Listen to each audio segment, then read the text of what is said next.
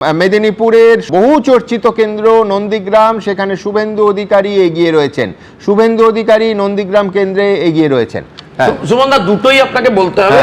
আপনি নন্দীগ্রাম আর ভবানীপুর কমন ধরে নিয়ে বলা অভ্যেস করা শুরু করে দিন। কিছুক্ষণের মধ্যে বলতে হবে যে দুটোই জিতবেন শুভেন্দু। কি বলতে হবে?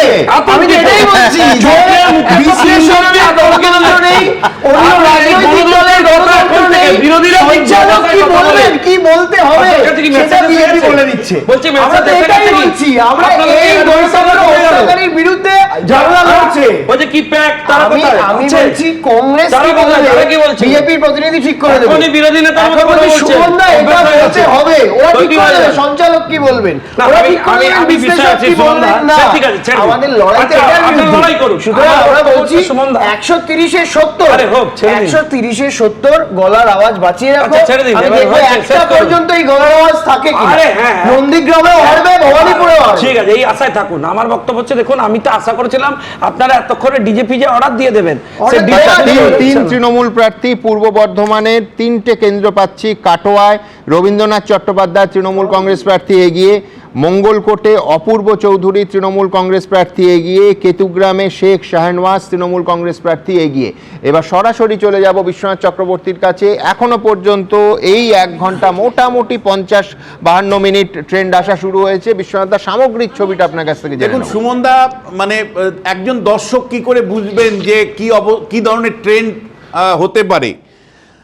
প্রথমে আপনাকে বলতে চাই যে রাসবিহারী কেন্দ্রের বিজেপির এগিয়ে থাকা, পাণ্ডবেশ্বরে বিজেপির এগিয়ে থাকা, অথবা সিউড়িতে বিজেপির এগিয়ে থাকা, কতুলপুরে বিজেপির এগিয়ে থাকা, সোনামুখীতে বিজেপির এগিয়ে থাকা বা দিনহাটাতে বিজেপির এগিয়ে থাকা, এই কনস্টিটুয়েন্সিগুলো কিন্তু সিগনিফাই করে যে এই নির্বাচনে যে কনস্টিটুয়েন্সিগুলোকে আমরা সুইং কনস্টিটুয়েন্সি বলছি, সেই সুইং কনস্টিটুয়েন্সির মধ্যে অন্তত 50% আসনের যে প্রবণতা দেখতে পাচ্ছি, সুইং কনস্টিটুয়েন্সি যেগুলো পরিবর্তন হলে সরকারের পরিবর্তন হতে পারে, সেই ধরনের কনস্টিটুয়েন্সিগুলোর মধ্যে কিন্তু বিজেপির এগিয়ে আছে এই মুহূর্তে, যদিও খুব সামান্য পরিমাণে। যেমন দিনহাটাতে 147 ভোটে অজয় রায় বিজেপি ক্যান্ডিডেট এগিয়ে আছে। আমরা কতুলপুরে যদি দেখি, আমরা সিউড়িতে দেখি জগন্নাথ চট্টোপাধ্যায় এগিয়ে আছেন কিন্তু সামান্য ভোটে।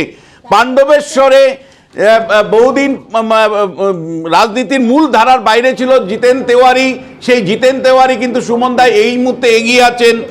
আর রাসবিহারী কেন্দ্র আপনারা জানেন যে কলকাতার প্রাণ কেন্দ্র, সেই রাসবিহারী কেন্দ্রতে কিন্তু বিজেপি এই মুহূর্তে এগিয়ে আছে। এই কেন্দ্রগুলো যে প্রবণতা পাচ্ছি সেগুলো তৃণমূলের থেকে বিজেপির দিকে আসার প্রবণতা। ফলে এই প্রবণতাটা আগামী 1-1.5 ঘন্টা কি থাকে সেটা কিন্তু দেখার। ফলে সব মিলে আপনাকে বলবো যে একদিকে কিছু কিছু কনস্টিটুয়েন্সি যেগুলোকে সুইং কনস্টিটুয়েন্সি আমরা বলছি, সেখানে যেমন হাত বদলের একটা প্রাথমিক ঝোঁক দেখতে পাচ্ছি, আবার এমন কনস্টিটুয়েন্সি রয়েছে যেগুলো কিন্তু স্থিতাবস্থার বার্তা দিচ্ছে। ফলে আপাতত আপনাকে বলবো যে একটা উল্টো ট্রেন্ড আছে বিশ্বনাথ দা। আমি বলছি ঝাড়গ্রামে একেবারে প্রতিপক্ষকে শূন্য করে দিয়েছিল তৃণমূল কংগ্রেস।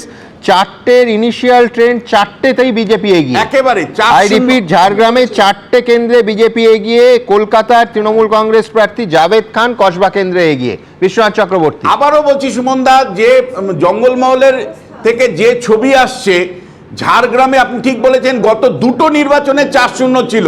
বিধানসভা নির্বাচন 2021-এ 4-0 ছিল। লোকসভা নির্বাচনেও কিন্তু বিধানসভা ওয়াইজ ফলাফলে কিন্তু ঝাড়গ্রামে 4-0 ছিল।